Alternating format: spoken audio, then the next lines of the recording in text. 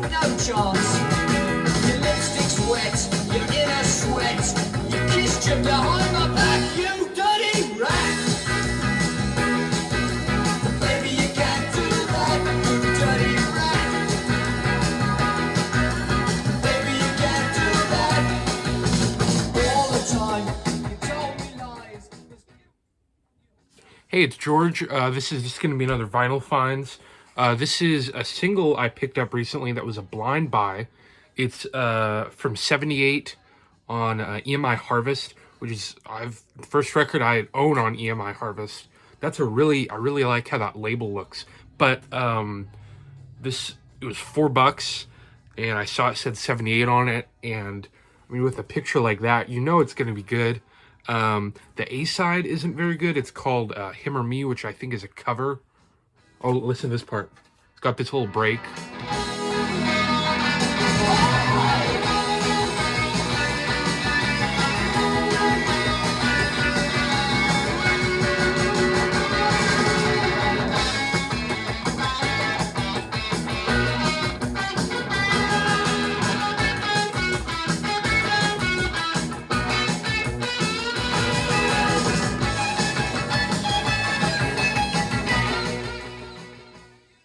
Anyway, this is a cool single.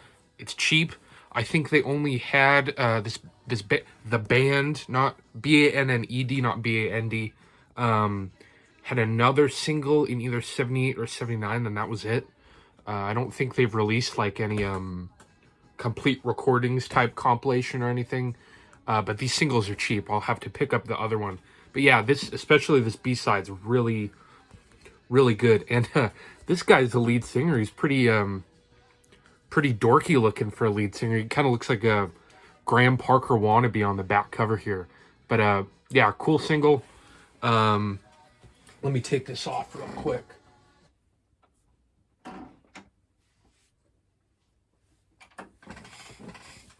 The only other single that I have to show you is this, which I might do a needle drop of towards the end. It's a band called the Real Impossibilities. This is a 4-song EP from '86. Another blind buy that was really cheap. I read '86. It looked like some power pop kind of thing. It really reminded me while I was listening of this band, the Plimsouls. Very, very Plimsoulsy, little nervesy maybe, and kind of jangly alternative rock, I guess you'd call it. But I was thinking, boy, this really, really sounds like the Plimsouls. And I look on the back cover while I'm listening to it, and it's produced by Peter Case of the Plimsouls and the Nerves, and he plays guitar on the 4th song on the EP. So yeah, this is, it's nothing mind-blowing. It's not as good as the Plimsouls or Nerves, but I think if you like those bands, you'd like this. So maybe I'll do a needle drop on this towards the end. But those are the singles. I have 8 records. I had 2 from online that I thought would come for in time for the last video, and they did, but I didn't get a chance to listen to them, so I didn't show them.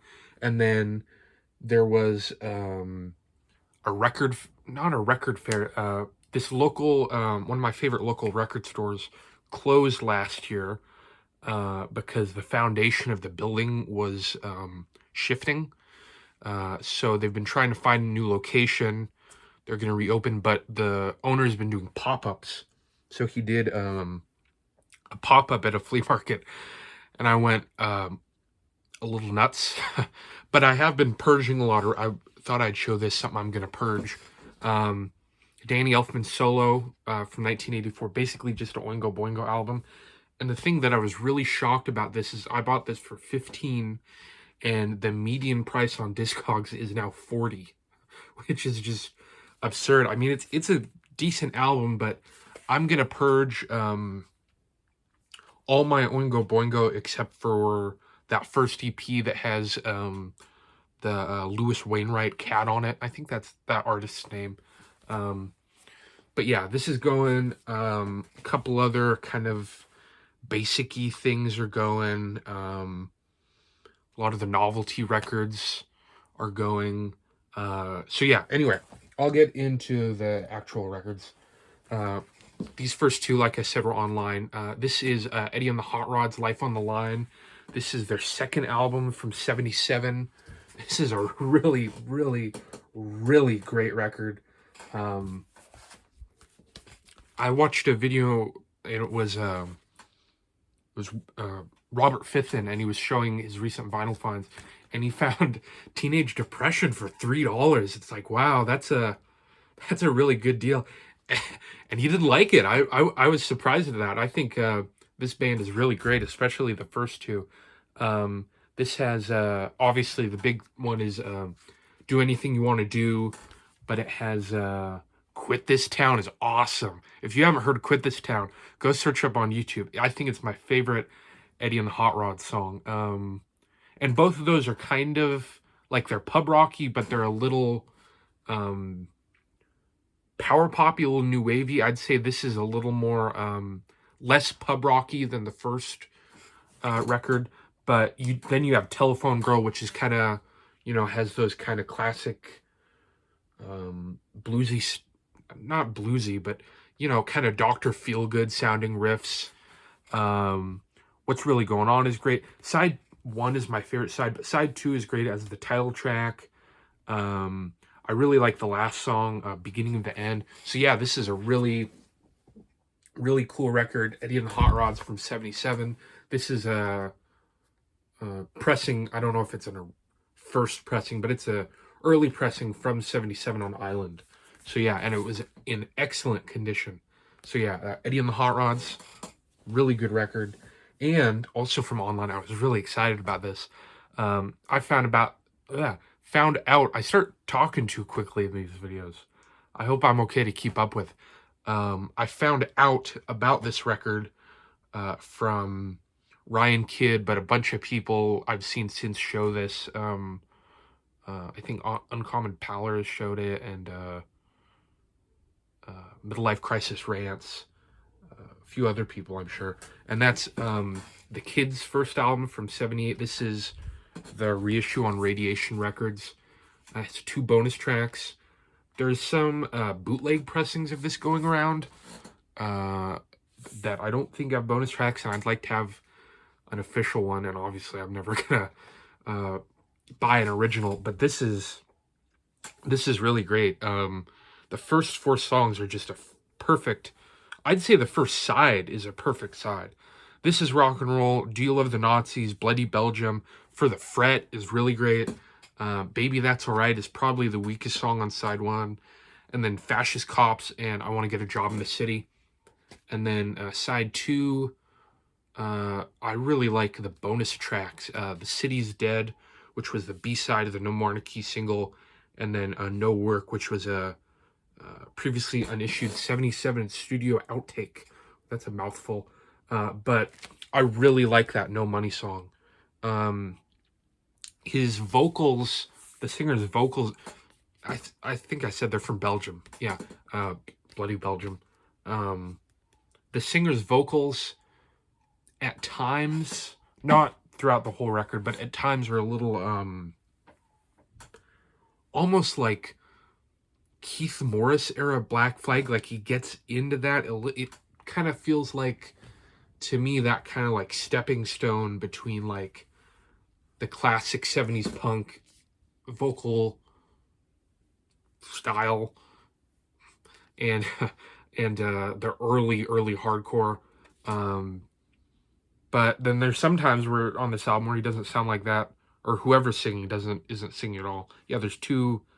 The lead singer does, or the guitarist does lead vocals, and then I think the drummer does backup vocals on this.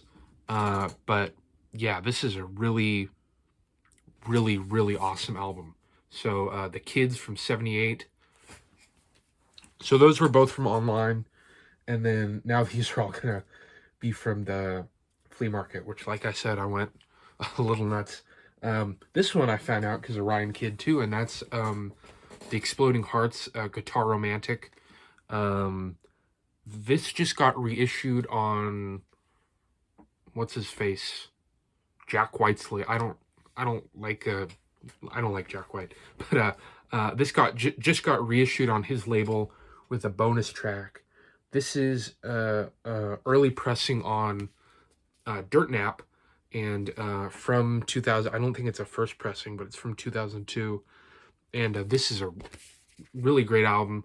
Um, I there's quite a few songs that haven't really sunk in yet. I've only listened to this twice, but I'm a Pretender's great.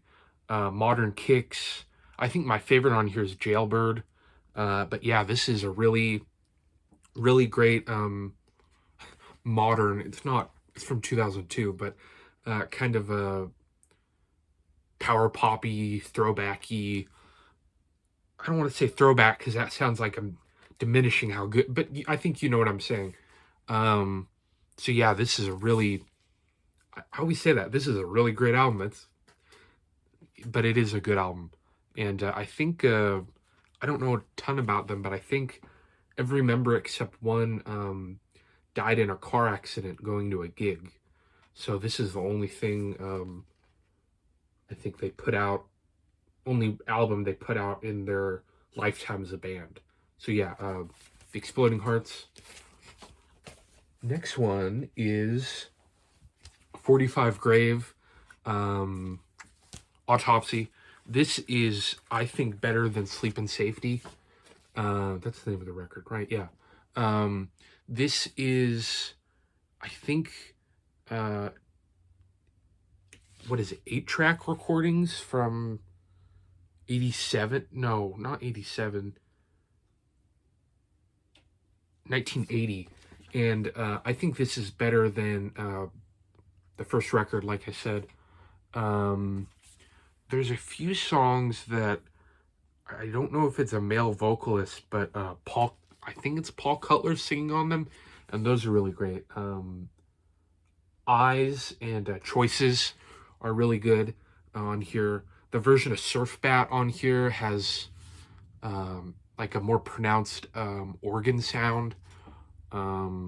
Wax was really good. I really liked ribo-flavored, non-carbonated. I don't know how to say it,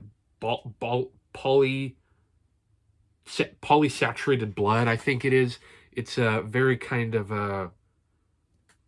It almost sounds like a updated version of like a novelty song from the '60s in a way, but it's really great. So yeah, this was a little expensive, more than I normally pay for a record, but it's in really great shape. And you know, there's some things that's like I wonder, when am I gonna ever see this again?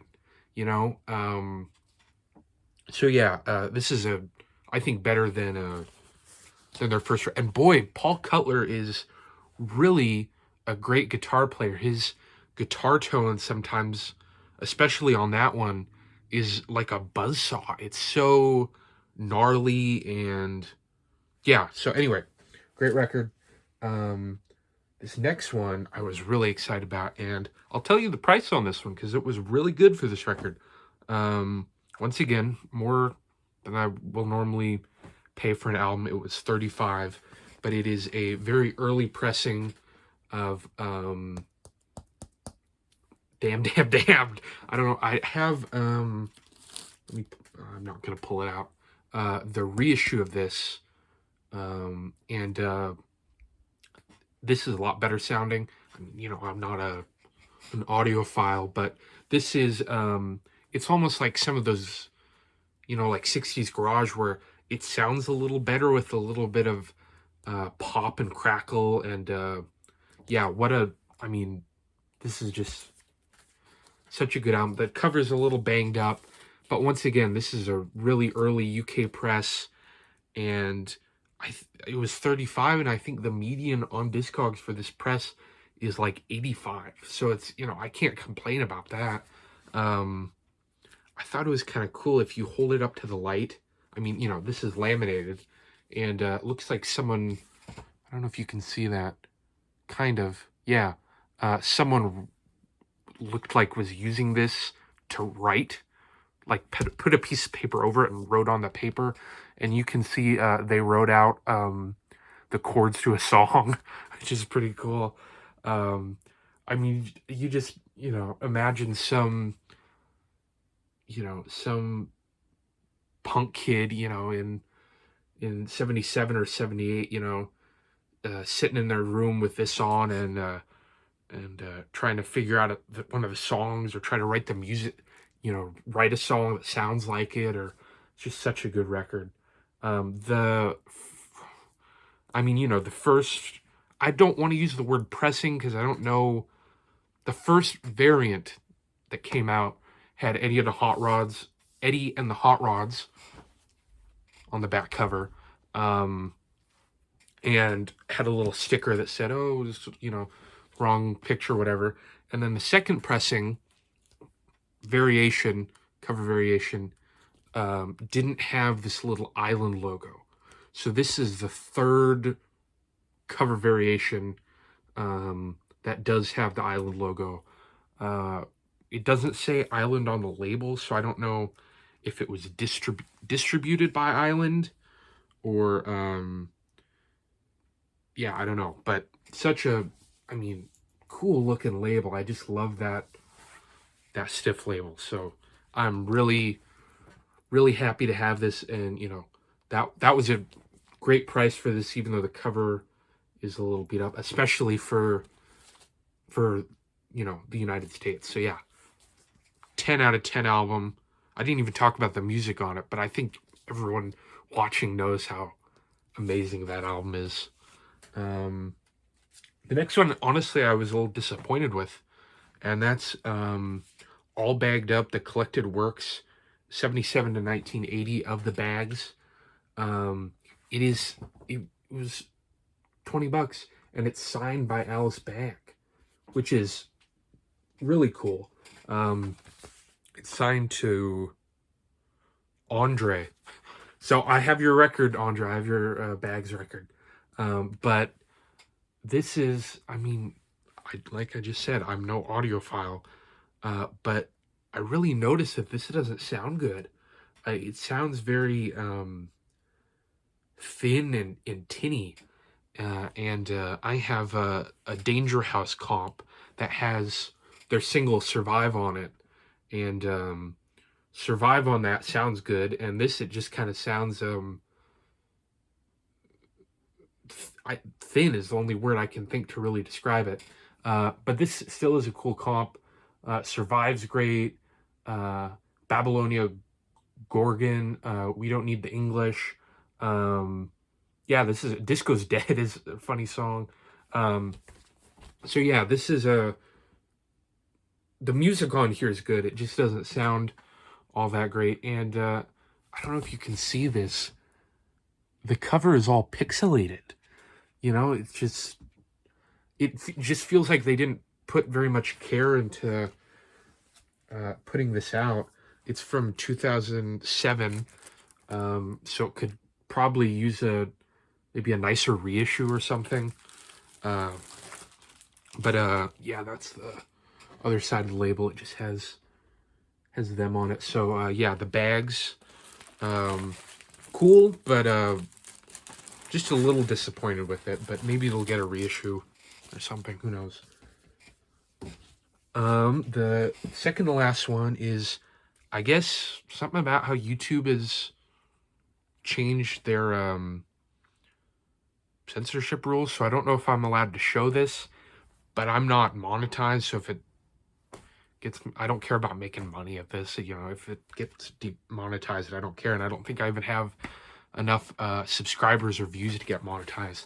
And that's Suicide, their first album from 77. This is a 1996 reissue.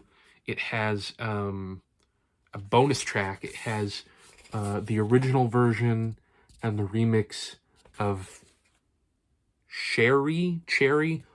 I honestly haven't listened to this yet. This is the kind of record you need to be in the mood to listen to, and I have not been in the mood, but I am happy to have it. I'm a big fan of Alan Vega.